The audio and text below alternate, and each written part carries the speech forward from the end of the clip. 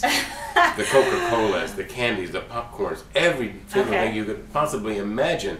It was a dream. Okay. Hey guys, V here, and today I'm joined with Dr. Raymond Hamdan, who's a brilliant psychologist here at the Human Relations Institute in Dubai. He's moved into this beautiful office in JLT. And I've asked him to come to this interview because I posted a status on Facebook that received a lot of comments from parents, and I thought it'd be really good to get your professional opinion on it. It was regarding children not allowed having sweets at home. I want to see whether or not that would have an opposite effect and cause them to want it even more, and they would rebel. So here's what I wrote, and I'd love to hear your thoughts on this.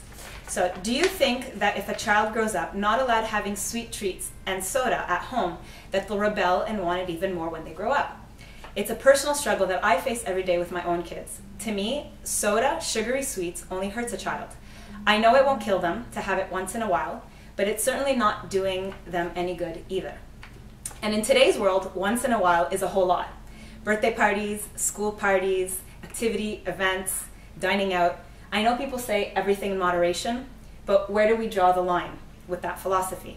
We know smoking and alcohol isn't good for our kids, but we wouldn't give that to them moderately, now would we? Hopefully not. All these things that are being asked by modern day parents is quite legitimate, and there are concerns about children, and especially children who grow up on these kinds of nourishments. They're not that healthy. As a matter of fact, granulated sugar is not really digestible. And it's very important for people to realize that things in moderation can work, but there are going to be a percentage who may have a negative reaction to these situations. Some people may not have any negative reaction whatsoever, but some people do. A lot of times people think that an allergy means you're supposed to have red spots over your face and swollen lips as if you just had plastic surgery. But that's actually not always what an addiction is or what an allergy is. An allergy sometimes manifests itself in the way that we behave. And this is where we see a lot of hyperness with children. Right. Now, not all kids are going to have that reaction, but you have to be careful also not just eating granulated sugar and sweets, but also in the carbohydrates.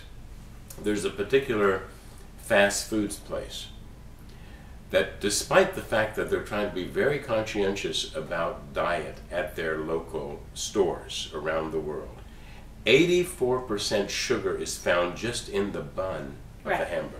Right. And this is dangerous. Because it's refined. Whether it's granulated sugar or refined sugar in the body, it reacts the same way. I'm always telling people that it's not just sugar in its raw, sugar cane form. It's refined sugar found in flour products. Yes. Yeah. And we're also seeing the same thing with caffeine.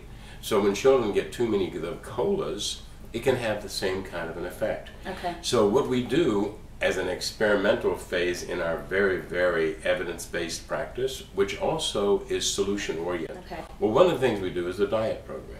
We have people go for 2 weeks without any sugar, without any caffeine. Okay. They have to cut the carbohydrates in half, lower the red meats, and increase white meats, especially fish. We also like for people to increase fruit and vegetable because that has natural sugar in it. But also water is so important. It's amazing how 2 hydrogens and an oxygen can make a world of difference. That's my beverage of choice. I don't drink coffee or tea, I'm boring, I just drink water. Well, good for you. But so Dr. Hamdan, for those parents who think, because I received many different comments. So one of the comments was everything in moderation. So some would give them candies if they, ate their meals or as a treat.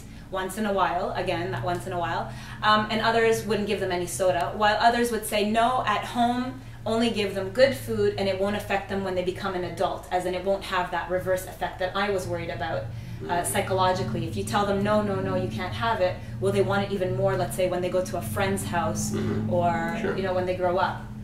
What's your take on that? 68% of the population, if you'll allow me to be the statistical model no problem. We like statistics. Are going to have no problems whatsoever. They take sugar when it's available. They don't ask for it if it's not available. Okay. And kids don't necessarily ask for candy every day unless it's available every day. So for goodness sake, instead of having a bowl of candy on the dresser surface or on the kitchen table, put a bowl of fruit, of vegetables. You know, that has Doctor that's what approved. kids, and that's what kids will actually do. That's what kids will actually do. They'll actually take that. Let me tell you about a piece of research that was done before you were born. It was in the 1980s, the early 1980s. No, I was born. You were, but you were just a baby, I'm sure. 1979. Smalla. Okay, so you're the same age as my oldest daughter then. Oh, She's an October baby, 1979.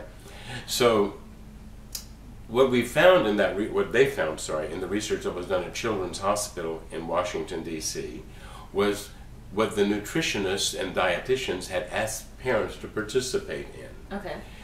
They asked the parents to allow the children who are being hospitalized at the age of 8, 9, and 10 years old to eat anything that they wanted, anytime they wanted, okay, without any limitations or any boundaries. Well, you can imagine what happened. Were they given, were they presented? They were given anything all that they choice. wanted. They Good could choice, ask bad anything. choice. Anything. Okay. At first, of course, you can imagine the hamburgers, the hot dogs, the French fries, the Coca-Colas, the candies, the popcorns, every single Okay. thing you could possibly imagine.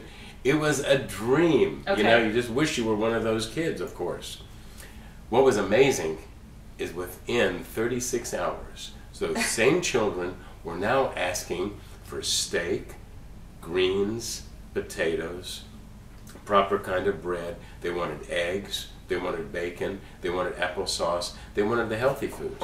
So what we learned about the way that God created our bodies is we have a natural balance, and we need to listen to that balance for what we need. It's like sometimes you just crave a steak. You know, I love the word that you just used, balance, because I believe the whole philosophy with everything in moderation is actually an excuse to make ourselves feel better, knowing that we're doing something that's not right for us. We make ourselves feel better by saying everything in moderation. But balance for me is the key word, is consciously knowing that yes, this is bad for me, but I'm going to have it for the sake of balance. However, what I will caution people to be very alert to is whatever you train your children's bodies to do in the first 6 months to a year could affect them for the rest of their lives, and dangerously So the first 6 months to 1 year is the most critical stage. So we shouldn't introduce sweets to them or anything that's really, we shouldn't be ingesting before the first year of life. I would be very, very careful.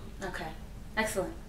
Thank you so much. Thank you. That was It's great. lovely to see you. And welcome to our office anytime. If you guys would like to have Dr. Hamdan again on any other topic, you know what to do. Like this video, share it with your friends, leave a comment below, and hopefully maybe we can get you back on and do another one of these areas. Maybe we can get even a TV show going. Wow, that'd be brilliant. Wouldn't that be Of great? course, You guys that'd want be that? Brilliant. Absolutely.